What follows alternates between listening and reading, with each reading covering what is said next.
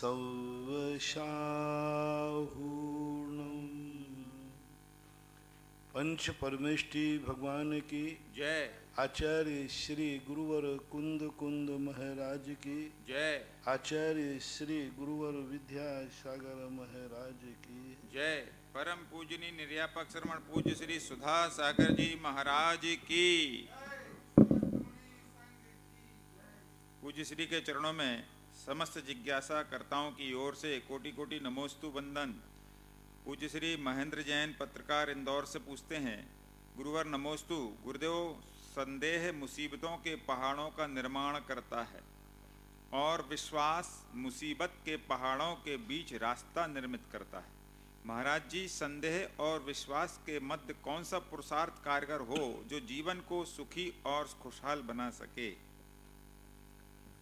जब व्यक्ति निमित्त बुद्धि रखता है तब संदेह और आकुलताएं पैदा करता है। जैनागम में कहा कि जो उपादान दृष्टि रखते हैं वे कभी संदेह में नहीं आते और ना ही उन्हें विश्वासघात की स्थिति का सामना करना पड़ता है। उपादान दृष्टि का अर्थ है कि हम अपने आप को सामने वाले में स्थापित करके देखें कि तुम होते तो क्या करते।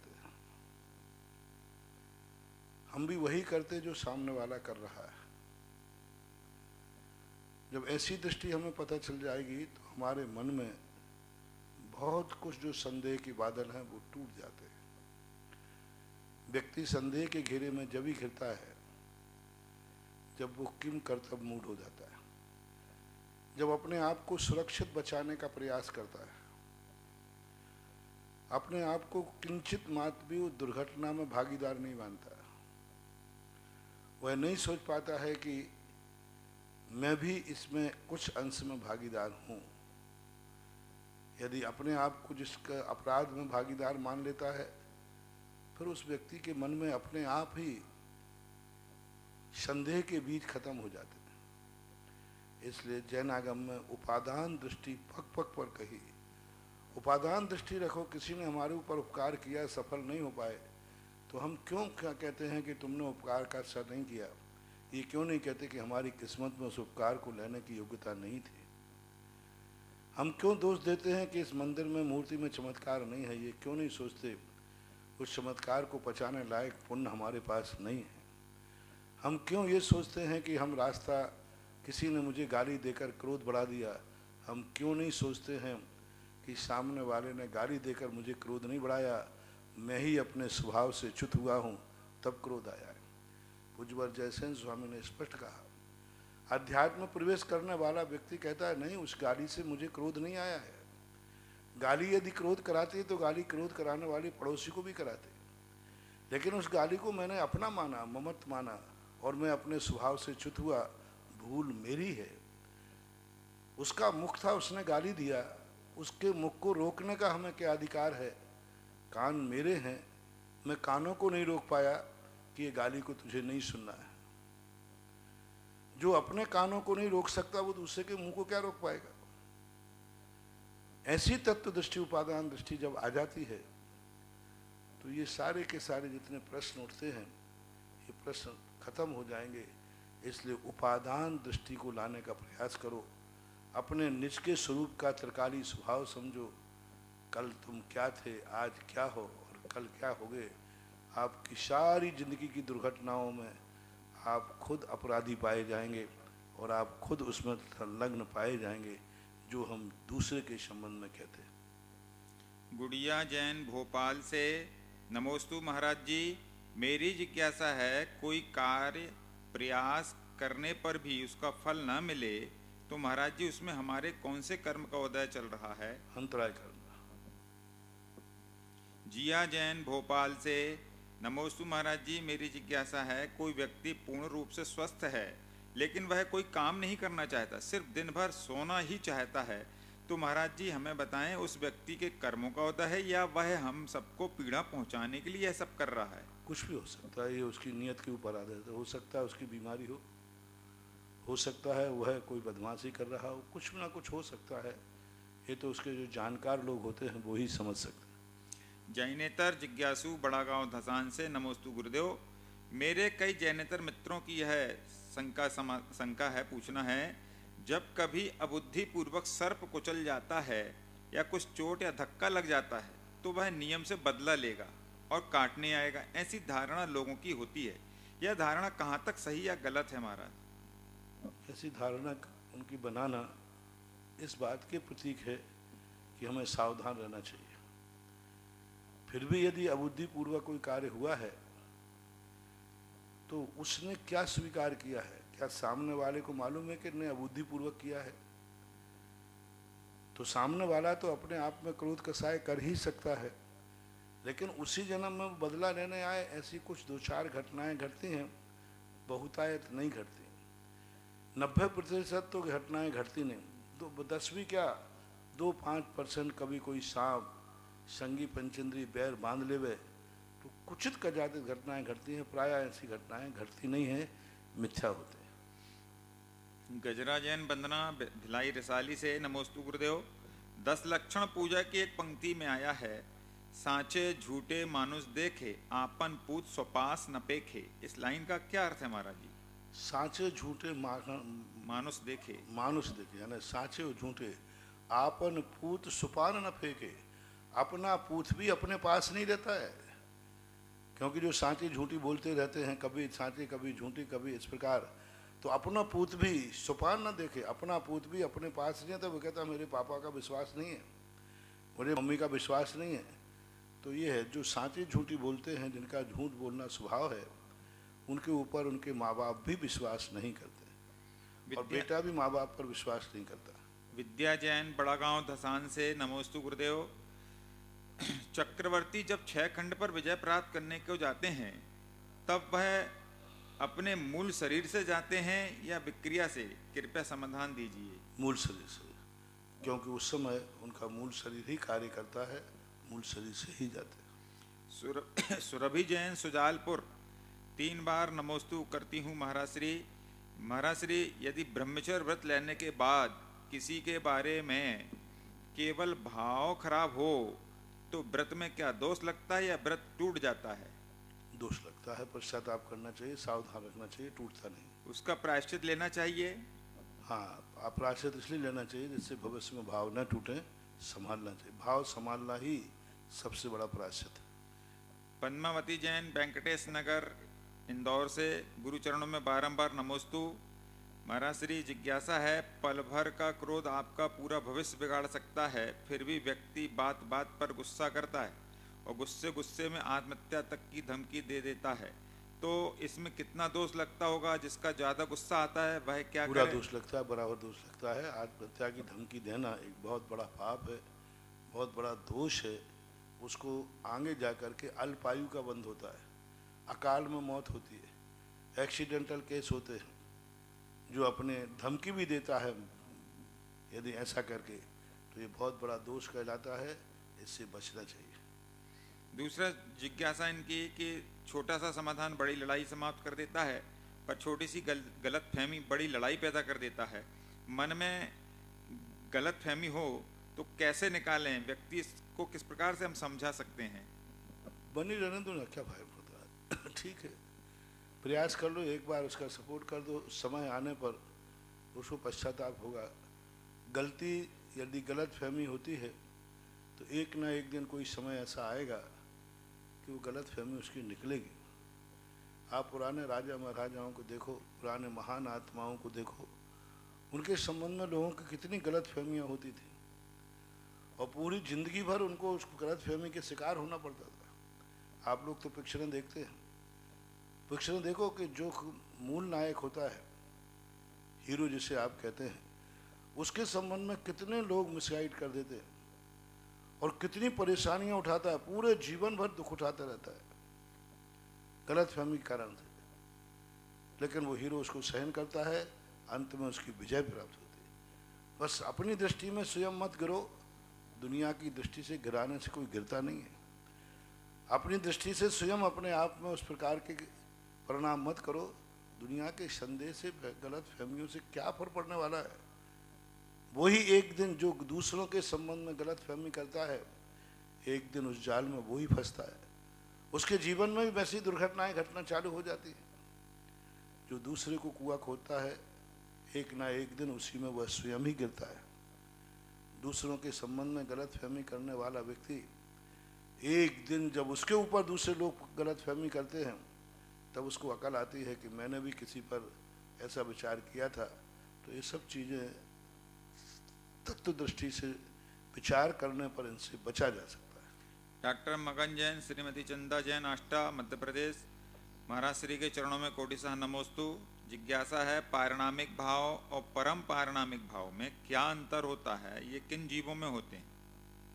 पारिणामिक भाव एक सैद्धांतिक शब्द है, सैद्धांतिक व्याख्या है, जो जीव के भाव से अनादि अनंत काल से चला आ रहा है। वो सब जीवों के पास होता है। अभव्य के पास भी है, मिथ्या दृष्टि के पास भी है, निगोदिया के पास भी, सबके पास है। परम पारिणामिक भाव एक जैन दर्शन का, मोक्ष मार्ग का, एक अध्यात्म ग्रंथ का शब्द है। यानी वही चेतनता जो जीवत्व रूप है, संसार अवस्था में जब 10 प्राणों के अधीन होती है तो उसे पारिणामिक भाव कहते हैं। वही चेतनता जब 10 प्राणों से रहित होकर मां शुद्ध ज्ञान चेतना रूप रहते हैं, उसे परम पारिणामिक भाव कहते हैं। जीवत्व वही है। संसार अवस्था में वो जीवत्व 10 प्राणों के अधीन है। 10 प्राणों को लेकर के वो अभिव्यक्त होता रहता है, लेकिन जब वो सिद्धांत सिद्ध बनते हैं, उस समय उनका जो चेतनत्व परिणाम है वो अलग ढंग से निरपेक्ष होता है, शाश्वत होता है। उस चैतन्य परिणाम, निरपेक्ष परिणाम को पूज्यवर अमृत चंद सूरी महाराज का यह शब्द है, परम पारिणामिक भाव। कुंद भगवान ने कहीं भी अपने ग्रंथ में परम पारिणामिक भाव की चर्चा नहीं की। समय सार में, पुरुषन सार में, पंचायत में कहीं भी परम पारिणामिक की चर्चा नहीं की, और ना ही उन्होंने परम पारिणामिक शब्द की खोज की। परम पारिणामिक शब्द का सबसे पहले प्रयोग हुआ पूज्यवर अमृत चंद सूरी महाराज ने किया। अमृत चंद सूरी की आत्मज्ञाति टीका में पदे पदे परम पारिणामिक भाव शब्द का प्रयोग किया, टंकोत्कीर्ण शब्द का प्रयोग किया। कुंद भगवान ने टंकोत्कीर्ण शब्द का प्रयोग नहीं किया परम पारिणामिक भाव के संबंध में। तो ये व्याख्या लगभग 8वीं-9वीं शताब्दी के बाद एक अध्यात्म ग्रंथ का नया टाइटल पेश किया गया, एक नया टाइटल प्रस्तुत किया गया। जो आध्यात्मिक रूप से होते हैं, परनिरपेक्ष हो जाते हैं, असहाय हो जाते हैं, शुद्ध उपादेन के अधीन हो जाते हैं, उनकी जो परिणति को एक नया टाइटल दिया गया, परम पारिणामिक भाव।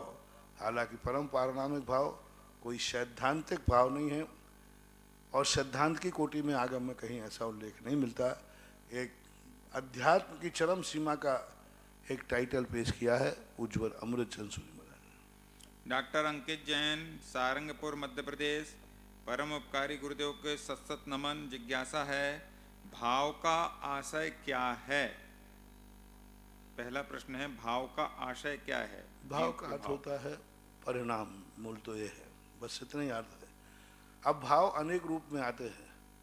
बाजार में जाओ तो बोले ये फलानी वस्तु किस भाव में है, ये गेहूं किस भाव है, ये कपड़ा किस भाव है, किराना किस भाव है। अब वहाँ भाव शब्द मूल्य के अर्थ में आया है, मूल्यांकन के अर्थ में आया। भाव शब्द पर्याय के अर्थ में भी आता है, भाव शब्द गुण के अर्थ में भी आता है, और भाव शब्द प्रत्येक द्रव्य के अंतर्गत भी आता है। भाव शब्द जीव के परिणामों के लिए आते हैं। आप कौन से भाव से संबंध रखना चाहते हैं, बस भाव का अर्थ होता है परिणमन, परिणाम। इसी से संबंधित दूसरा प्रश्न है, कौन कौन से कर्म के निमित्त से कौन कौन से भाव होते हैं? सब कर्मों के अपने सामान्य भाव, औदैहिक भाव जो हैं, जैसा कर्म का उदय आया वैसे ही परिणाम करना औदैहिक भाव है। क्षयोपशम भाव माँ 3-4 कर्मों में होते, ज्ञानावर्णी, दर्शनावर्णी, मोहिनी और अंतराय। घातिया कर्मों में, हाँ, ज्ञानावर्णी, दर्शनावर्णी, मोहिनी और अंतराय, इन 4 घातीय कर्मों के अंदर क्षयोपशम भाव होता है। पारिणामिक भाव कर्म निरपेक्ष होता है। छायक भाव जो होते हैं वो भी घातिया कर्मों के अधीन ही होते हैं। छायक ज्ञान, छायक दर्शन, छायक शारद, छायक अंतराय, ये जो 9 लब्धियां छायक भाव की कही गई, छायक भाव में 9 छायक भाव कहे गए। अब 9 छायक भाव जो बनते हैं ये घातिया कर्मों से ही बनते हैं। अघातिया कर्मों के क्षय से छायक भाव भी नहीं बनता है, क्षय उपसम भाव भी नहीं बनता है तो औदैक भाव बनता है। क्योंकि अघातिया कर्मों में ना तो क्षय उपसम पना होता है ना उपसम पना होता है, उसमें क्षय तो होता है लेकिन उससे कोई छायक भाव प्रकट नहीं होता, क्योंकि वह उन प्रतिजीवी गुणों को घातता है जो अन्य द्रव्यों के अंतर्गत भी पाए जाते हैं। इसलिए ये 4 जो घातिया कर्म हैं, भावों का सारा केंद्रीकरण क्षय उपसम उपसम छायक का घातिया कर्मों पर ही विशेष रूप से आधारित है। मुख्यता से कुचित कदाचित थोड़ा बहुत भाव तो आ जाएगा, लेकिन औदायिक भाव जो होते हैं ये घातिया कर्मों को लेकर के भी और अघातिया कर्मों को लेकर के भी होता है। अघातिया कर्मों के औदायिक भाव के संबंध में चर्चा शास्त्र में आती है कि अघातिया कर्म के उदय में कौन सा औदायिक भाव होता है, तो उन्होंने कहा असिद्धत्व भाव। तो असिद्धत्व जो है वह अघातिया कर्मों के क्षय से उत्पन्न, इसलिए औदायिक भाव में ऐसा व्याख्या जानना चाहिए। सर्वज्ञ जैन शमशाबाद जिला विदिशा से पूज्य श्री के पावन चरणों में त्रैबार नमोस्तु। आपने बताया था कि जैन मंदिर की परछाई हमारे घर पर नहीं पड़नी चाहिए और मंदिर से हमारा घर एक निश्चित दूरी पर होना चाहिए। महाराज जी, मेरी जिज्ञासा है कि क्या अन्य संप्रदाय के मंदिर, गुरुद्वारा, चर्च आदि की परछाई भी हमारे घर पर नहीं पड़नी चाहिए? और अन्य संप्रदाय के मंदिर, गुरुद्वारा, चर्च आदि से हमारा घर कितनी निश्चित दूरी पर होना चाहिए? ध्यान सभी का रखना चाहिए। मंदिरों से कोई भी आराधना का क्षेत्र हो, उससे गृहस्थ जीवन का जुड़ाव होना ठीक नहीं माना गया, इतने ही कह सकूँगा। सर्वज्ञ जैन का दूसरा प्रश्न है, महाराज जी आपने बताया कि जिनवाणी नहीं रखनी चाहिए घर पर, तो मेरी जिज्ञासा है कि घर में हमको भक्तांबर पाठ, स्तुति, चालीसा आदि पढ़ना हो तो फिर हम कैसे पढ़ेंगे? ये जिनवाणी नहीं कहलाती, ये तो भक्तवाणी है। ये पूजा की किताबों का नाम तुमने जिनवाणी रख दिया, ये जिनवाणी नहीं, जिन भगवान की वाणी नहीं है। भक्तांबर तो भक्त की वाणी है, भगवान की वाणी थोड़ी है। जिनेन्द्र वाणी वो कहलाती है जो जिनेन्द्र भगवान के द्वारा ही कथित होती है, हम लोग कथन कर ही नहीं सकते। इसलिए पूजा आदि की किताबें रखना कुचित का जाते, कथाओं की किताबें रखना, प्रथमान योग आदि रखना वर्जित नहीं कहे जा सकते। नकुल जैन रावत भाटा से नमोस्तु गुरुदेव। किसी मुनि को पेड़ या गुफा में केवल ज्ञान होता है, किसी मुनि को पेड़ या गुफा में केवल ज्ञान होता है तो उनका शरीर 5000 हाथ ऊपर तुरंत कैसे जाएगा? और केवल ज्ञान होने पर देवों द्वारा समोषण की रचना करने पर कितना अंतराल होता है?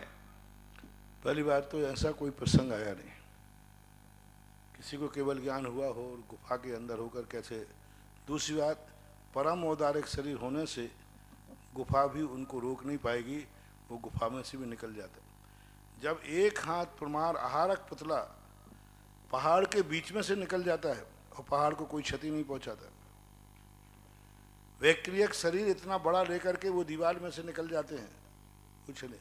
इसी प्रकार परम औदारिक शरीर की विशेषता होगी कि वह परम औदारिक होगा तो वो गुफा के अंदर से भी निकल जाएंगे, गुफा को क्षति नहीं पहुंचाएंगे और ऊपर जाके पहुंच जाएंगे। पेड़ को भी क्षति नहीं पहुंचाएंगे, उनके ऊपर पहुंच जाएंगे। जब कर्म के साथ आहारक औदारिक, आहारक कर्म के साथ में आहारक पुतला, वैक्रियक पुतला, कार्मण शरीर को लेकर के आत्मा जाती है, फिर भी निकल जाए तो परामो औदारिक शरीर का भी एक चमत्कार और विशेषता होना चाहिए। हालांकि आगम में इस प्रकार के प्रश्न उठा करके कोई समाधान खोजने में नहीं आया, लेकिन मेरा सोच है कि परम औदारिक इतने अतिशय हो गए वहाँ, तो केवल ज्ञान के 24 अतिशय, 14 अतिशय केवल ज्ञान के जो हैं 10 अतिशय, 10 जन्म के, 10 केवल के और 14 देवकृत। तो केवल ज्ञान के अतिशय हैं, वहाँ देवताओं के अतिशय प्रकट हो रहे हैं, तो ऐसी चमत्कारी घटना हो जाना चाहिए। रानी सेठ मेहरौनी ललितपुर से नमोस्तु महाराज जी, तत्वार सूत्र और सहस्त्र नाम शाम के समय पढ़ सकते हैं क्या? इन्हें पूरा पढ़ना जरूरी है या आधे आधे भी पढ़ सकते हैं? अपनी सुविधा अनुसार पढ़ सकते हैं, कोई बात नहीं। संधि काल को थोड़ा छोड़ दें, बाकी शाम को रात में पढ़ सकते हैं। आधा पढ़ सकते हैं? पढ़ सकते हैं। संजय जैन आधारताल जबलपुर से, मेरे आराध्य मुनि पुंगव श्री के चरणों में कोटिशाह नमोस्तु, पावन पवित्र चरणों में नमन। भगवान, आज आपने अतिशयकारी दिव्य प्रवचन में कहा, मुझे डाउन करने का एक ही मंत्र है कि मेरे प्रवचन और जिज्ञासा लोग सुनना बंद कर दें। भगवान, मुझे जैसे लाखों भक्त यह सुनकर के घबरा गए और हम सब लोग प्रवचन सुनने के लिए दूर दूर से भाग करके रहस्यमयी अमृतमयी प्रवचन, शक्ति देने वाले प्रवचनों को सुनने के लिए तड़प उठते हैं और उसको अपने जीवन में उतारते हैं। भगवान, जिस दिन हमें आपके दिव्य प्रवचन सुनने नहीं मिलेंगे तो हम स्वयं डाउन और मेरे जैसे लाखों लोग डाउन हो जाएंगे। देखो, मैंने सबके लिए तो नहीं, जिनको मुझे डाउन करना हो, आप तो मेरे भक्त हो, आप मुझे डाउन कैसे करोगे? जो चाहते हैं कि सुधा सागर के प्रवचनों को कैसे करें, तो तुम सुनना बंद कर दो, अपने आप प्रवचन हो जाए, टीआरपी अपने आप कम हो जाएगी। होगी नहीं, चिंता मत करो, घबराओ मत। ऐसे उल्लुओं से, ऐसे लोगों से यदि काम हो गया तो सत्य का तो अभी तक लोप ही हो जाता है, सत्य का लोप हो जाता है। लेकिन मैं तो उनको कहता हूं, क्यों संकलेश कर रहे हो, क्यों कसाय बांध रहे हो, क्यों पाप कर्म बांध रहे हो?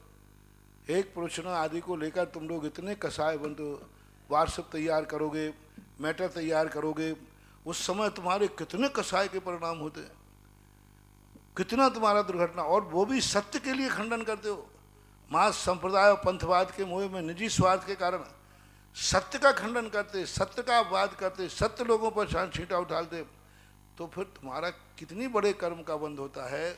इसलिए मैं कह रहा हूं कि यदि आपको प्रवचन सुनने से संकलेश होता है तो क्यों सुनते हो?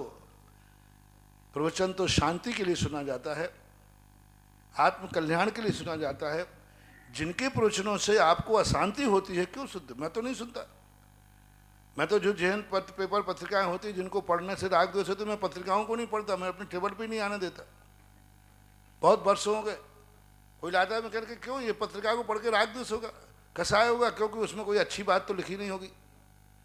वर्षों पहले से तुम्हारे ये पेपर जो निकलते हैं जैन पेपर में, पढ़ते ही नहीं उनको। क्यों पढ़ें, क्या विकल्प? उनको कोई अच्छी चीज़ है ही नहीं, उनमें तो कसाय है, राग द्वेष है, सत्य है ही नहीं। इसी प्रकार व्हाट्सएप वगैरह में देखते ही नहीं हो, कोई आके पढ़ के सुना देते हैं, दिखा देते हैं, चलते फिरते शौच आदि को जा रहे, क्योंकि उसमें सब झूठा लिखा है और प्राय 90% झूठा ही होता है। तो मैं तो नहीं सुनता। जिन आपसे मैं इसलिए कहता हूँ सब दुनिया से कि जिनको मेरे प्रवचनों से अशांति होती है, मन में कसाय होती है, तो मैं उन पर दया कर रहा हूँ कि तुम खंडन करके, कसाय करके कितना ज्ञानावरणी कर्म का बंद कर रहे हो, कौन सी दुर्गति तुम्हें होगी, कहाँ काटोगे ये कर्म तुम। ऐसे कर्म बंद मत करो। मैं तो बस इतना ही कहना चाहूँगा। यदि तुम्हारे लिए प्रवचनों से संकलेश होता है तो नियम ले लो, मुझे सुधा सागर महाराज के प्रवचन सुनने से कसाय बढ़ती है, तो मेरी आपको भी सलाह है कि आप प्रवचन ही मत सुनो, क्योंकि प्रवचन कसाय शांति के लिए सुना जाता है, इससे तुम्हारी कसाय बढ़ती है, मत सुनो। ऐसे लोगों के लिए है।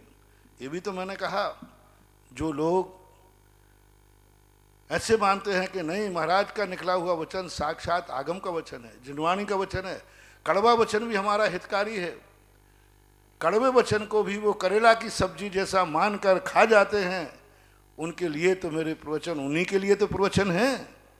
ऐसे भक्तों के कारण तो संसार के सबके प्रवचन बंद चल रहे हैं। ऐसे लॉकडाउन में भी पंडाल में कोई व्यक्ति नहीं है तो भी 1.5 घंटे के प्रवचन दे रहा हूँ। किसके लिए दे रहा हूँ? आप यहाँ पंडाल की सुबह आज जब आते हैं तब वीडियो बनवाना ना, एक नहीं, ये माइक वाले और लाइव वाले रहते बस, और प्रवचन ऐसे चल रहे हैं जैसे यहाँ लाखों लोग बैठे हो। क्यों? आप लोगों की तलब, हमारे भक्तों की तलब, जो अपना जीवन का कल्याण कर रहे हैं, जिनके एक एक दिन के प्रवचन से उनकी जिंदगी संभलती है, सुधरती है। लाखों लोग इससे प्रवचन से पुण्य कमा रहे हैं, जीवन का उत्थान कर रहे हैं, जिंदगी बदल गई है। उसकी कारण से तो हम लॉकडाउन, इतना बड़ा लॉकडाउन है, उसमें भी हम प्रवचन तुम्हें सुनाते रहे, आप लोगों की श्रद्धा के कारण सुनाते रहे, आप लोगों के कल्याण के कारण ही सुनाते रहे। अन्यथा सुनाने का पर्पस क्या है? मेरा तो कोई मतलब ही नहीं है। लाइव भी तुम्हारा चलता है तो आप लोग चला रहे, चलाओ, मेरी तरफ से तो बंद हो जाओ, मुझे कोई आपत्ति नहीं है। मैंने लाइव के जो इनके मालिक होते हैं उनसे स्पष्ट, कभी मेरे पास आते तो मैं कहता भाई चैनल की चर्चा मत करना मेरे से। और जब शुरू में मेरे पास आए थे तो मैंने कहा भाई आप प्रवचन में देता हूँ, आपका देता हूँ, चाहे तुम टेप करो या नहीं करो, लेकिन कभी मेरे पास आकर के तुम कहो कि मेरी व्यवस्था कराओ, मेरा विज्ञापन दिलाओ, पैसे दिलाओ। मुझे नहीं, तुम तो कल बंद करते थे, आज क्यों बंद करो? मुझे प्रवचन लाइव बंद होने में मुझे कोई भी घाटा पड़ने वाला नहीं है। जिनको लाभ है वो चालू रखे हैं, जिनको नुकसान हो वो बंद करें। आज जो देख कितना बड़ा लाभ, आज ऐसे समय पर, लॉकडाउन के समय पर, जहां साधु के दर्शन भी नसीब नहीं थे, वहां आपको 1.5 घंटे के प्रवचन सुनने मिले। ये उनकी बदौलत है जो एक एक महीने का अपनी राशि देकर के लाइव पुण्यार्जन करा रहे हैं। ये ऐसे नहीं पहुंच रहे हैं आपके घर तक प्रवचन, सारे विश्व में ऐसे नहीं प्रवचन पहुंच रहे हैं, जिज्ञासा समाधान हो रहा है। उन भक्तों का पुण्यात्मा, उनका एहसान मानो, उन भक्तों की कहो जो एक एक महीने का पुण्यार्जक बन करके सारे विश्व को अपने श्रद्धेय साधु का, गुरु का, जिनवाणी के वचन सुनवा रहे हैं। बहुत पुण्य है।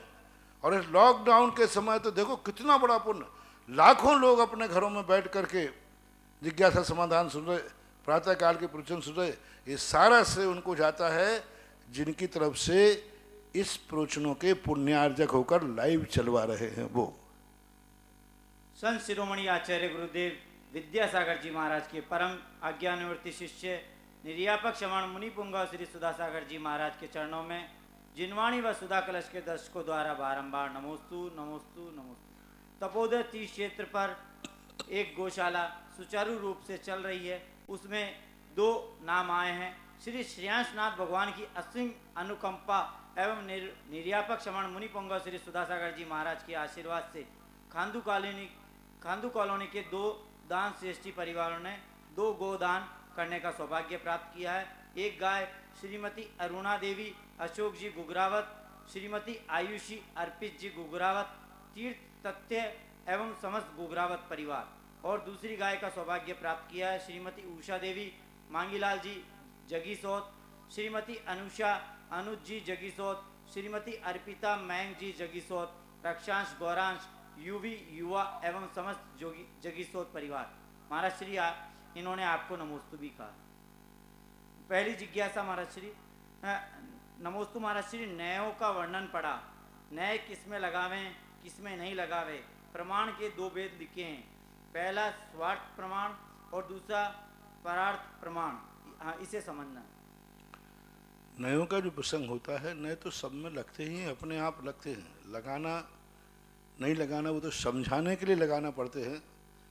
बाकी अपन किसी के लिए, मान लो किसी ने पिता, आपने कहा ये मेरे पिता है, नए लग गया, पुत्र की अपेक्षा पिता हैं, भांजे की अपेक्षा नहीं है। तो नए एक कथन की शैली है।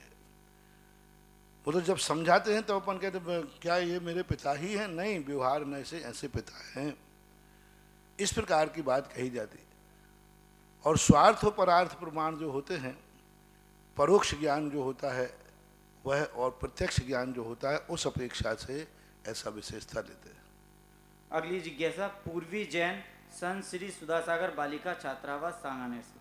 नमोस्तु महाराज श्री, जब अभव्य जीव को कभी भी केवल ज्ञान होगा ही नहीं तो उसे केवल ज्ञान स्वाभाविक क्यों कहा गया? क्योंकि स्वभाव है, उसमें है, क्या करोगे, है स्वभाव, कोई ने किसी ने डाला थोड़ी है। क्योंकि आत्मा का जो स्वरूप है ज्ञान, वो ज्ञान उसमें है। अब वो आवरण कभी हटा नहीं पाएगा। कोई वस्तु में यदि सामने जमीन में गड़ी हुई है तो गड़ी है, अब कोई उसको निकाल नहीं पाएगा, ये बात अलग है, लेकिन वस्तु है तो है ही, तो ये तो उसका स्वभाव है। अगली जिज्ञासा नरेंद्र शास्त्री गुहारा से। आचार्य श्री अमृतचंद्र जी द्वारा टीका में लिखा गया 47 शक्तियां और 47 नयों का जो वर्णन है, वैसा वर्णन क्या अन्य किसी ग्रंथ में मिलता है? क्या इन 47 नयों और शक्तियों में हम विशेष रूप से क्या शिक्षा ग्रहण करनी चाहिए?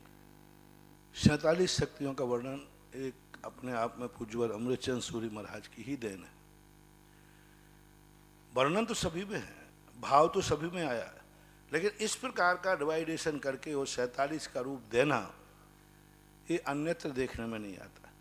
लेकिन इस संबंधी भाव कहीं नहीं आते, सब में आते, सभी द्रव्यों में आते। स्वभाव शक्ति, विभाव शक्ति, न्याय शक्ति, प्रमाण, सब जितनी शक्तियां हैं, इन्होंने उसको संपादित कर दिया, एक विभाजित कर दिया, एक टाइटल दे दिया। बाकी अपने आगम में, शास्त्रों में सब आता है। इन शक्तियों के माध्यम से हम अपने आत्मा के वैभव को समझते हैं और हमें यह भी पता चलता है कि यह कार्य मैंने किया है कि शक्ति मेरे में थी।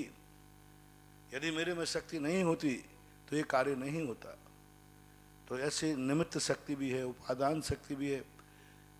यदि हमारे में हमें मालूम चल जाए कि मेरे में निमित्त शक्ति है, मैं दूसरों के लिए राग द्वेष का कारण बन सकता हूँ, तो सम्यक दृष्टि बचेगा। दूसरा, उसको मालूम है कि मेरे कारण से इसका कल्याण हो सकता है, तो वो अपनी निमित्त शक्ति जगाएगा।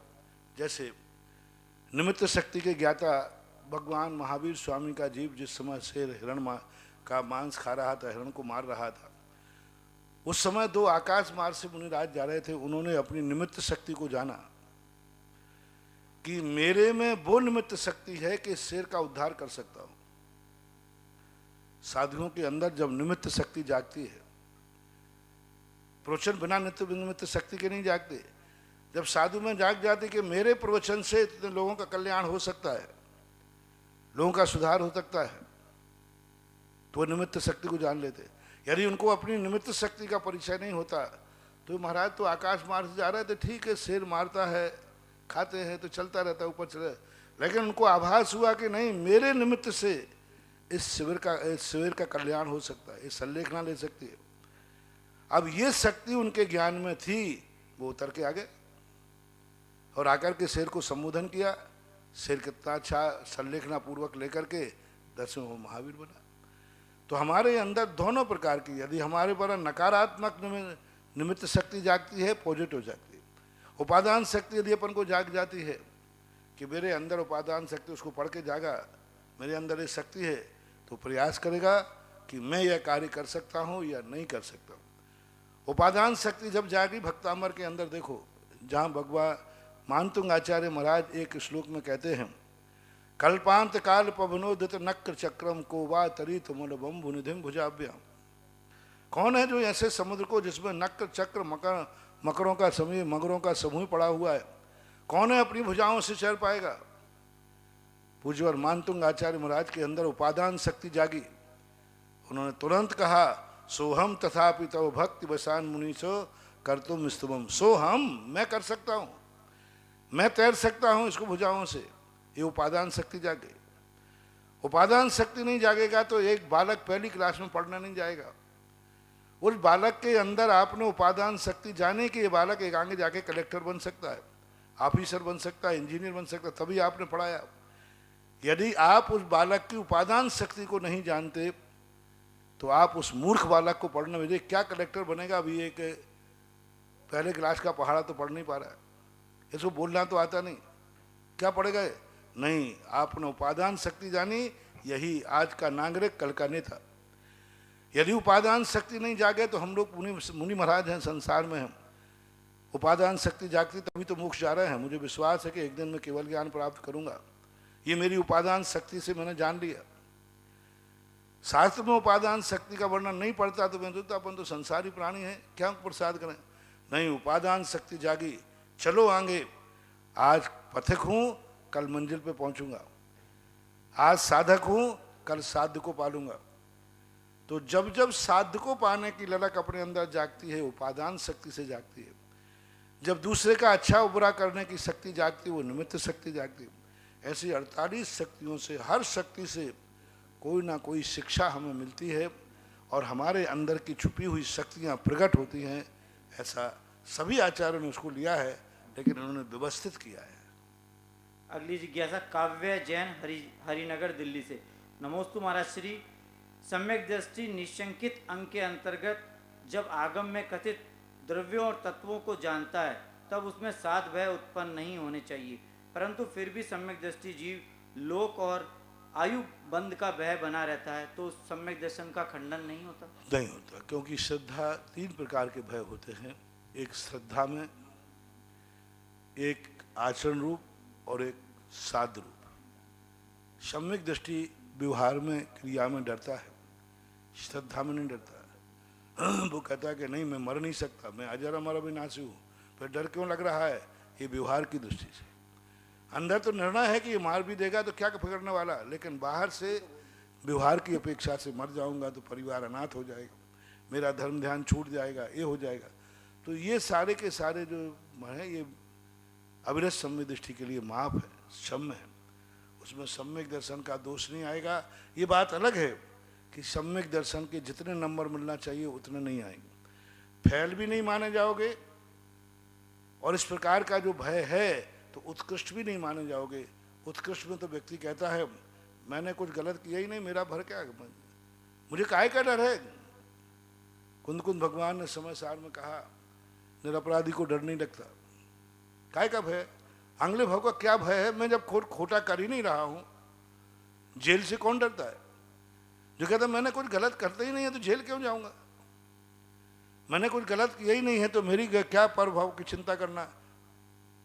पूज्यवर वीरसेन स्वामी महाराज ने धवला की 15वीं पुस्तक की पंजिका में लिखा कि सम्यक दृष्टि को मरने के पहले कभी भय नहीं करते कि मैं कहाँ जाऊंगा। उन्होंने कहा जब मैंने बुरा कार्य किया ही नहीं है तो कहाँ जाऊंगा, क्यों भय करूं। जैसे उदाहरण देता हूं मैं, जिसका पेपर बहुत अच्छा गया हो वो रात के 12 बजे प्रेस पे जाकर 2 रुपए के पेपर को 100 रुपए में नहीं खरीदता। वो कहता 100 रुपए में क्यों, सुबह आ जाएगा रिजल्ट, कहाँ जाएगा, मैंने इतना अच्छा पढ़ा लिखा है।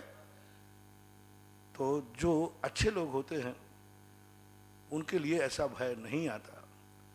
जिन्होंने जिंदगी में खोटे कर्म किए हैं, पढ़ाई नहीं की है, पेपर अच्छा नहीं गया, उनको डर लगता है क्या पता क्या आएगा। ऐसा विश्व के बड़े बाबा श्री पार्श्वनाथ भगवान के समक्ष असीम कालीन पार्श्वनाथ भक्तामर विधान में तपोदती क्षेत्र में एक नाम आया है। स्वर्गीय श्री रतन चंद जी बसारी की 25वीं पुण्य स्मृति में महेश कुमार जी जैन, मितुल, मोहित जैन, नेमी श्री विधान, काव्य, पारस जैन परिवार बीना वालों की ओर से ये सौभाग्य प्राप्त किया। उनको बहुत बहुत साधुवाद। महाराज श्री उन्होंने एक जिज्ञासा भी भेजी है कि महाराज श्री आपने लगभग आपके आशीर्वाद से जितने भी क्षेत्र बन रहे हैं उनमें सब में भक्तामर विधान प्रारंभ हो गया है। जो हमारे बुंदेलखंड के मूल नायक कुंडलपुर जी में आदिनाथ भगवान है, उन पर भी आप ऐसी कृपा करें कि वहाँ पर भी असीमकालीन भक्तामर चालू हो सकता है, जब जैसे अनुकूलता होगी वैसे देखा जाए। अगली जिज्ञासा। नमोस्तु महाराज श्री, जिनका गुरुदेव कुछ शब्द हैं उनका अर्थ समझने की जिज्ञासा। जीव विपाकी, पुद्गल विपाकी, क्षेत्र विपाकी, नो आगम, भाव कर्म। साथ में समझाइए कि पुद्गल प्रकृतियों को नो आगम भाव कर्म क्यों नहीं होता है।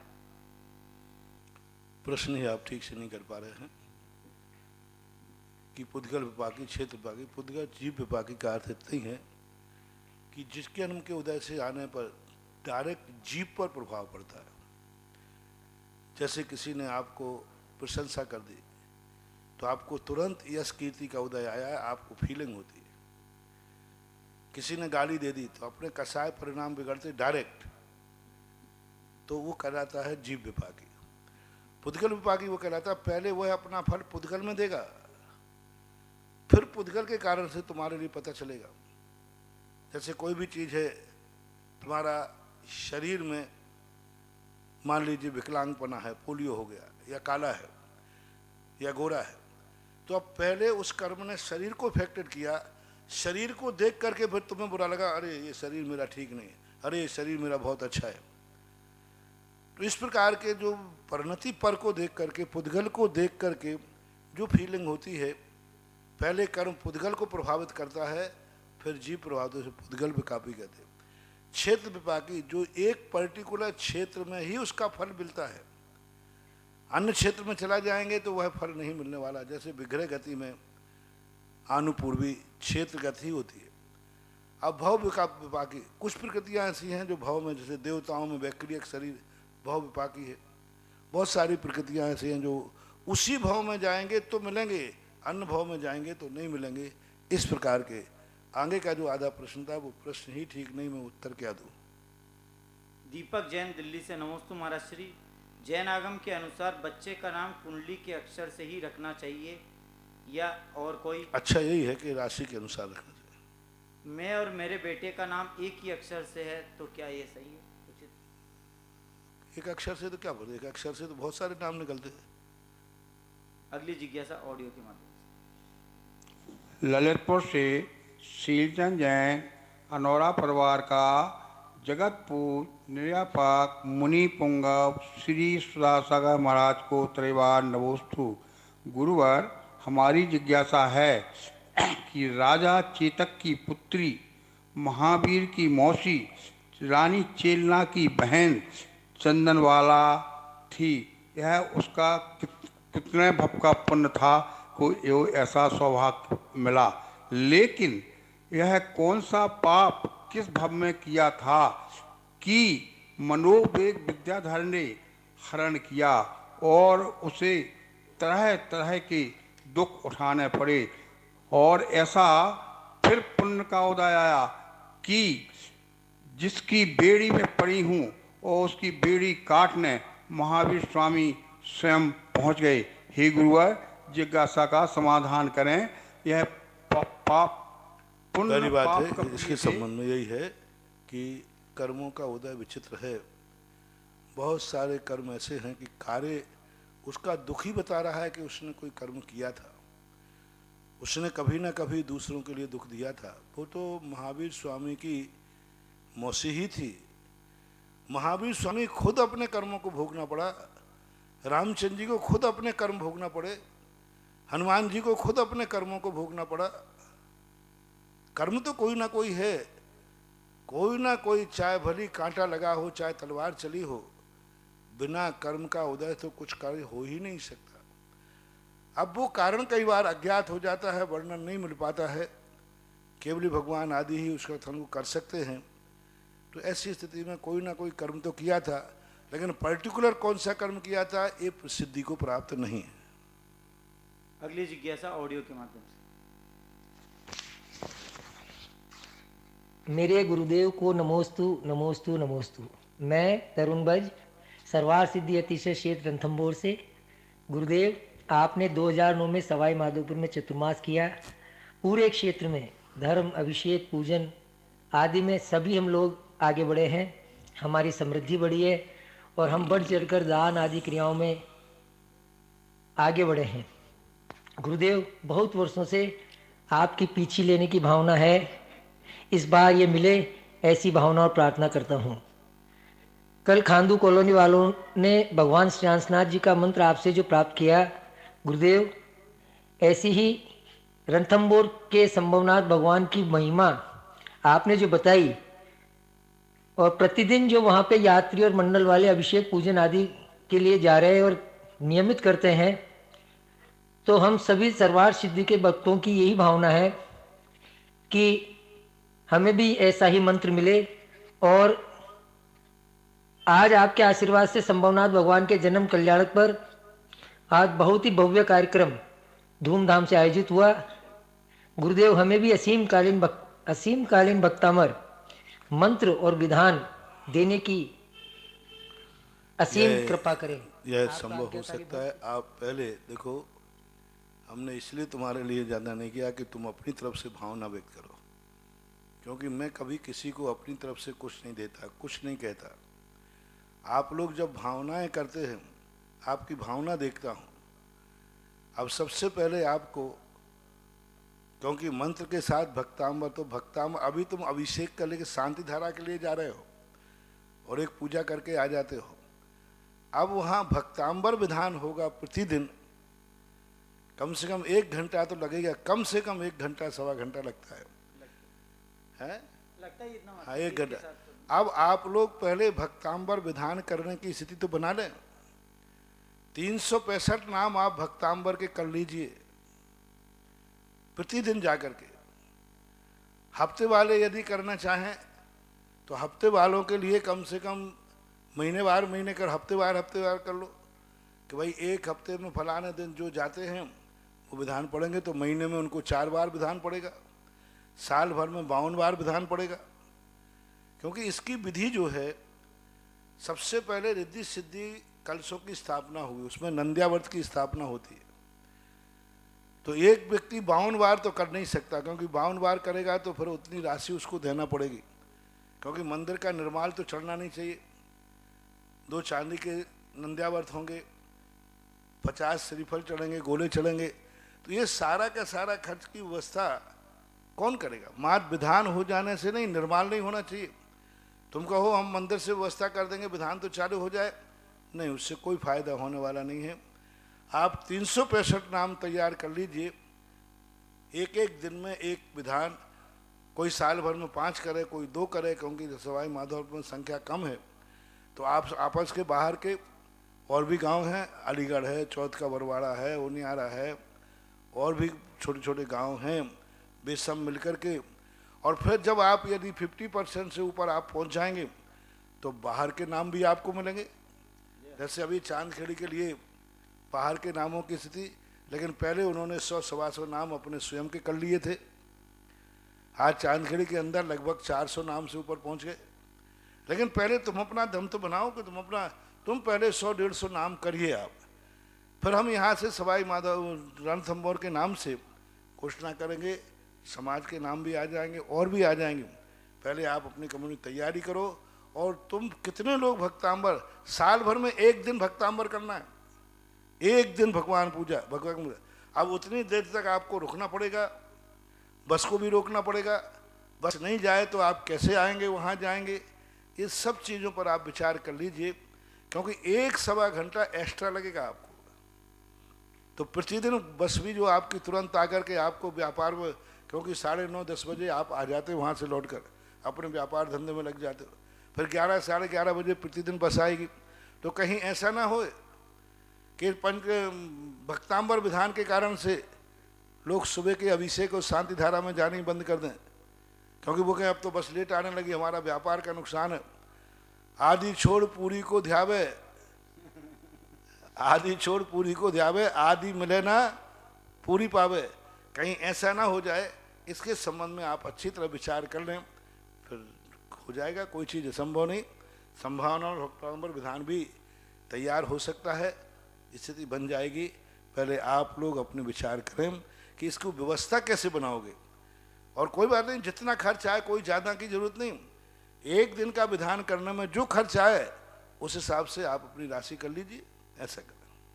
आज महाराज श्री आपने अभी बोला सुधा कलश पे लाइव चल रहा है, तो एक बेगमगंज से संभव जैन आज जिसका जन्मदिन है, उसने सरवार सिद्धि रणथंभौर के लिए एक विधान का नाम भी दिया। हाँ, वहाँ तो संभव का तो इष्ट देवता है वहीं के नाम। अगली जिज्ञासा करें, प्रयास करें। आज तुमने पहली बार कहा है, आप लोग अपना प्रयास करें, व्यवस्था बनाएं, फिर दोबारा आप बात करें, चर्चा करें, देखेंगे। जगत पूज्य निर्यापक श्रवण मुनि पुंगव श्री 108 सुधा सागर जी महामुनि राज के चरणों में कोटि कोटि नमोस्तु। मैं श्रेयांश जैन मंगलौर से। गुरुवर, आपने भगवान श्री श्रेयांश नाथ का मंत्र प्रदान किया। संपूर्ण जैन समाज आपका जन्म जन्मांतर तक आभारी रहेगा। गुरुवर, मेरी यह जिज्ञासा है कि हमारे मंगलौर जिला हरिद्वार उत्तराखंड में श्री श्रेयांसनाथ भगवान जी का मूलनायक मंदिर है, जो कि 550 से 600 वर्ष पुरानी प्रतिमा, उसमें भगवान श्री श्रेयांसनाथ की मूल नायक है। गुरुवर, हमारे समाज के यह भाव है कि हमारे यहाँ भक्तांबर विधान प्रारंभ हो। गुरुवर, परंतु हमारे समाज की 15 घरों की समाज है, मार्गदर्शन करें गुरुवर, किस प्रकार से हमारे यहाँ पर भक्तांबर विधान प्रारंभ। तो आपके यहाँ भक्तांबर विधान हो नहीं सकता।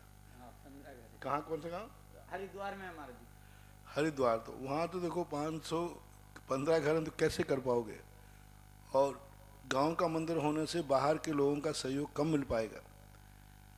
अब आप लोग ही अपने हिसाब में बनाए कि 15 लोग कैसे डिवाइड करेंगे। मंदिर का द्रव्य लगना नहीं चाहिए, आप लोग कैसे करेंगे। ऐसा भी कर सकते हो कि आप लोगों के यहाँ जब समाज कम है तो 15 दिन में, हफ्ते में, हर हफ्ते कर सकते हो, अष्टमी 14 के दिन कर सकते हो। कुछ ना कुछ आप सोचें, क्योंकि समाज कम है। अभी इस संबंध में मैंने कोई सोचा नहीं, अभी तो मैं उन्हीं के संबंध में सोचा है, तीर्थ क्षेत्रों के संबंध में, और जहाँ कांदूर कॉलोनी जैसे उत्साही लोगों के संबंध में, कि वहाँ 365 तो क्या 400 नाम भी कर लें तो कोई बड़ी बात नहीं है, क्योंकि उनका उत्साह है, भक्ति है। आप लोग अपने विचार करें, आप लोग कैसे इसको सेट कर सकते हैं, फिर उसके संबंध में विचार किया जा सकता है।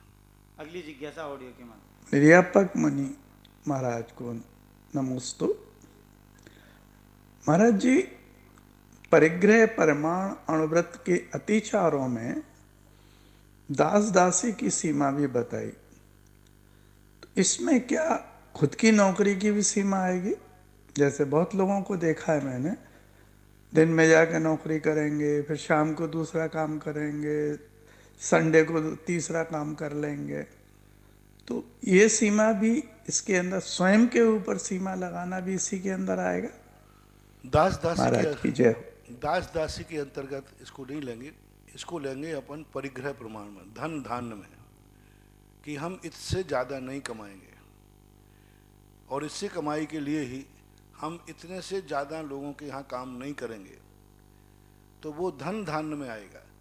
दासी दास में तो जब स्वयं के दासी दास रखना हो, हम इतने ही दास रखेंगे, इतने ही दास रखेंगे। इसको अपन परिग्रह प्रमाण में यानी धन धान्य में ले लेंगे कि हम इतने स्थानों पर ही काम करेंगे, 2 स्थानों से ज़्यादा काम नहीं करेंगे, 3 से ज़्यादा काम नहीं करेंगे, ओवर टाइम काम नहीं करेंगे, या करेंगे तो ये आ सकता है, लिया जा सकता है, कोई बात नहीं। अगली जिज्ञासा ऑडियो की। पूज्य निर्यापक श्रमण के चरणों में हम सबका कोटिशाह नमन। मुनिश्री, एक जिज्ञासा है। गौमठ सार कर्म कांड में 441 पृष्ठ पर और 461 नंबर की गाथा में आचार्य भगवंत कह रहे हैं कि दर्शनावर्ण कर्म की चक्षु दर्शनावर्ण आदि 4 प्रकृतियों का उदय स्थान जागृत अवस्था वाले जीव के मिथ्यात्व से 12वें गुणस्थान पर्यंत होता है और निद्रावान जीव के क्षीणकसा गुणस्थान के द्विचरम समय पर्यंत 5 प्रकृति रूप उदय स्थान जानना चाहिए। तो क्या संसार अवस्था में बिना निद्रा का भी समय रहता है? और बिना निद्रा का समय यदि आता है तो वो जागृत अवस्था किम आत्मा खोती होगी, और हम कैसे पहचानेंगे कि अभी हमारे निद्रा कर्म का उदय नहीं है? पूज्य बलबीर सिंह स्वामी महाराज ने इस संबंध में चर्चा की। हर अंतर मुहूर्त के बाद व्यक्ति के निद्रा कर्म का अभाव होता है, जागृत अवस्था होती है, उस समय निद्रा कर्म का उदय नहीं होता, ऐसा उन्होंने संकेत दिया है। तो वो जो जागृत अवस्थाओं के बीच में जो स्थिति है उसमें निद्रा कर्म का उदय नहीं है, 5 निद्राएं नहीं हैं, उदय में नहीं होंगी, बाद में उदय में आ जाएंगी। 2 प्रकार का उदय होता है, एक तो उदय में बना रहता है फिर भी व्यक्ति जागता रहता है, उसमें थोड़ा बहुत प्रमाद आता है। लेकिन जब निद्रा कर्म का उदय नहीं होता है उस समय व्यक्ति पूर्णतः जागरूक रहता है। वो मिथ्या दृष्टि को भी हो सकता है, सभी जीवों को। 12वें गुण स्थान तक जो उन्होंने कहा है वो सही है कि जागृत अवस्था के समय निद्रा का उदय नहीं रहता, और निद्रा का उदय रहता है लेकिन वो 12वें गुण स्थान तक बना रहता है। अब अपनी फीलिंग में पकड़ में आए ये तो नहीं कर सकते किस समय, क्योंकि अपन तो अभी यही मान रहे हैं कि अपन जाग रहे हैं, सुन रहे हैं, बोल रहे हैं, तो वो किस समय गैप पड़ जाता है, किस समय नहीं पड़ता, वो अपने अनुभव का विषय नहीं बन पाता। और बड़ी निद्राओं का तो अपन अंदाज़ा लगा लेते हैं, जैसे निद्रा निद्रा निद्रा पिछला आदि, इनका तो अनुमान लग जाता है। लेकिन निद्रा और पिछला ये 2 छोटी निद्राएं हैं, ये कब उदय में आती हैं, कब नहीं आती हैं और किस रूप में आती, इनको कई बार पकड़ना बहुत, जब ये तीव्र उदय रहता है तब तो ये भी पकड़ में आ जाती है, लेकिन जब इनका मंद उदय रहता है तो वो पकड़ना बहुत कठिन है। लेकिन आगम में ऐसा कहा तो गया है कि हर अंतर मुहूर्त के बाद व्यक्ति को जागृत अवस्था आती ही है। एक अंतर मुहूर्त से ज़्यादा कोई सो ही नहीं सकता। एक अंतर मुहूर्त के बाद उसको थोड़ा सा हाथ हिलाएगा, पैर हिलाएगा, कुछ ना कुछ करवट लेगा, यानी उसकी जागृत अवस्था भले ही थोड़ी देर के लिए आए लेकिन आएगी, ऐसा मानना। अगली जिज्ञासा ऑडियो की। नमोस्तु महाराज जी, मैं उज्जैन से प्रीति बिलाला। महाराज जी, मेरी जिज्ञासा है, बासी या अमर्यादित भोजन ग्रहण करने में क्या संकल्पी हिंसा का दोष लगेगा? नमोस्तु महाराज जी। कौन सा? बासी और नमोस्तु महाराज जी, बासी मैं उज्जैन भोजन से करने में। प्रीति बिलाला। महाराज जी, मेरी जिज्ञासा है, बासी या अमर्यादित भोजन ग्रहण करने में क्या संकल्पी हिंसा का दोष लगेगा? बिल्कुल लगेगा, संकल्पी हिंसा से भी बहुत बड़ा लगेगा। जब हमें मालूम है कि ये अमर्यादित भोजन है तो हमारे लिए बराबर दोष की कोटि में आएगा, और हमें मालूम है कि ये बासा भोजन है और अवक्ष है, मर्यादा के बाहर हो गया है, तो उसमें दोष आएगा, बराबर आएगा। अगली जिज्ञासा ऑडियो के बाद। नमोस्तु महाराज जी, मैं नीरज जैन जबलपुर से आपका भक्त सकल जैन समाज सुभाष नगर की ओर से नमोस्तु करता हूँ। महाराज जी, मंदिर जी में जो सिंहासन है, पालकी है, अगर तात्कालिक कमेटी नए सिंहासन एवं पालकी खरीद लेती है तो हमें पुराने सिंहासन एवं पालकी का क्या करना चाहिए? महाराज जी जिज्ञासा समाधान करें। नमोस्तु। यदि आपके पालकी अच्छी बन के आ गई, पहले आपकी जर्मन सिल्वर की थी, चांदी की बनवा ली, छोटी थी बड़ी, तो आप उस पालकी को किसी दूसरे मंदिरों में, जो असमर्थ मंदिर हैं, गांव आदि के मंदिर हैं, उन मंदिरों में दे देना चाहिए। सिंहासन को सुविधा अनुसार आप रखे रहें, कभी किसी को ज़रूरत पड़े तो दे देना चाहिए, यही इसका उपयोग किया जा सकता है। अंकित जैन पुरवाल सारंगपुर से नमोस्तु महाराज श्री। अविरत सम्यक दृष्टि को मिथ्यात्व और अनंतानुबंधी प्रकृतियों का आश्रय तो होता नहीं, किंतु अन्य प्रकृतियों का आश्रय होकर बंद होता है, तो उसे ज्ञानी कहें या अज्ञानी? ज्ञानी भी कई प्रकार के होते हैं। एक ज्ञानी वो होते हैं जो चौथे गुण स्थान में होते हैं, एक ज्ञानी वो होते हैं जो चारित्र अंगीकार कर लेते हैं, एक ज्ञानी वो होते हैं जो केवल ज्ञानी होते हैं। तो ज्ञानी कौन से? सम्यक ज्ञानी तो वे हो सकते हैं, लेकिन ज्ञान चेतना वाले ज्ञानी नहीं हो सकते। सम्यक ज्ञान चौथे गुण स्थान से चालू होता है, लेकिन ज्ञानी को भी अनेक अनेक अध्यात्म ग्रंथों का ज्ञानी है। पूज्यवर जयसेन स्वामी ने स्पष्ट लिखा, यहाँ जो ज्ञानी शब्द आया ये वीतराग सम्यक दृष्टि का लक्षण लेना। हाँ, जहाँ जहाँ ज्ञानी कहा है वहाँ ना वीतराग सम्यक दर्शन, यानी 11वें 12वें गुण स्थान वर्ती को ही ज्ञानी माना है। दूसरी विवक्षा में ऐसा भी कहा है, जब तक व्यक्ति के अज्ञान परिचय है तब तक वो अज्ञानी है। अज्ञान परिचय तो 12वें गुण स्थान तक अज्ञान परिचय होता है, तो केवल ज्ञान के पहले सब अज्ञानी है। वहीं पूज्यवर जयसेन स्वामी ने कहा, कुशलेषु अनादरा प्रमादः, जो प्रमाद गुण स्थान में आ गया वो अज्ञानी है। प्रमाद छठे गुण स्थान वर्ती को अज्ञानी कह दिया। वहीं पर शास्त्रों के अंदर कहा गया, जो चौथे गुण स्थान से नीचे है, मिथ्या दर्शन है, वो भी अज्ञानी है। तो अज्ञानी हमारे यहाँ सापेक्ष सम्यक दर्शन की अपेक्षा से मिथ्या दृष्टि अज्ञानी है, निर्विकल्प अपरमत्त दशा की अपेक्षा प्रमत्त अज्ञानी है, केवल ज्ञान की अपेक्षा से मति शुद्ध ज्ञान जो है ये अज्ञान की कोटि में आएंगे।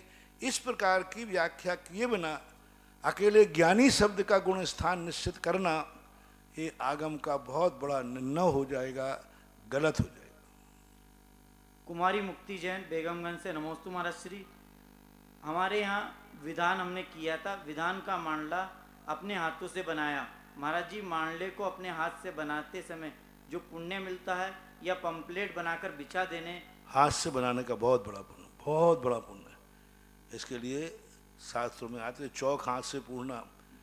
एक तो बाजार के रेडीमेड लाके चौक रख देते हैं, आजकल हम देखते हैं आप लोगों के बने बनाए चौक आते हैं, बिल्कुल बना हुआ, धीरे 4 पन्ने और 4 टुकड़े उठाए रख दिए, चौक पुर गया, उसमें पुण्य नहीं है। जो अपने हाथ से रंगोली से चावलों से चौक पूरते मारने बनाते हैं, उसमें बहुत बड़ी भावना होती है। एक एक चुटकी में भावना है, उसमें उसके अंदर बहुत बड़ी भावना। जैसे आज लोग का लो आप वो बजाते ना डिस्को डांस के बाजे वाले बनाना, पहले जो बाजे बजाते थे वो सामने वाले को ध्यान में रख के बजाते थे, अब तो एक कमरे में बैठ करके म्यूजिक सेट कर दिया और चल रहा है। तो वो सब चीज़ों के लिए हाथ से बनाने का बहुत बड़ा लाभ है, पुण्य है। भावनाएं उसी से फलीभूत होती हैं, उससे विधान में फर्क पड़ता है, पूजा में फर्क पड़ता है, पुण्य के फल में फर्क पड़ता है। अगली जिज्ञासा देव जैन जयपुर मुंबई से।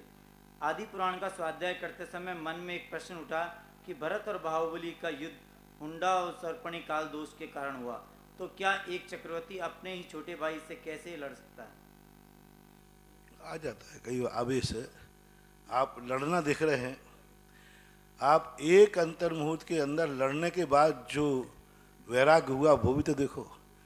कहाँ से लड़ाई नहीं होती तो बाहुबली शायद अभी दीक्षा नहीं लेते। शायद बाहुबली को वैराग्य दिलाने के लिए कर्मों ने कहा बाहुबली के, बड़े तू वैसे तो वैराग्य लेगा नहीं, कामदेव है, इतनी सारी भूख संपदा तुम्हारे सामने है, यदि इसको भाई से बढ़ा दिया जाए तो इसको वैराग्य हो जाएगा। तो बाहुबली के लिए तो ये युद्ध वरदान सिद्ध हुआ कि दीक्षा लेने का मौका मिला। तो ये भी तो देखो, युद्ध महापुरुषों की कोई गलती भी ध्यान रखना, कोई महान उपकार करके जाती है। महान आत्माओं से गलती होती नहीं, कुछित कदाचित हो जाए, उस गलती में भी लाभ ही दिखता है। बाहुबली जैसे व्यक्ति लड़ने को तैयार हुए, उसका फल कितना बड़ा मिला, मुनि दीक्षा। आज उसी की बदौलत है कि आज संसार में इतने कामदेव हुए, इतने केवली हुए। सबसे ज्यादा सामान्य केवलियों में किसकी मूर्ति बनती है? ठीक है, बाहुबली की। किसकी बदौलत है? उस युद्ध की बदौलत है।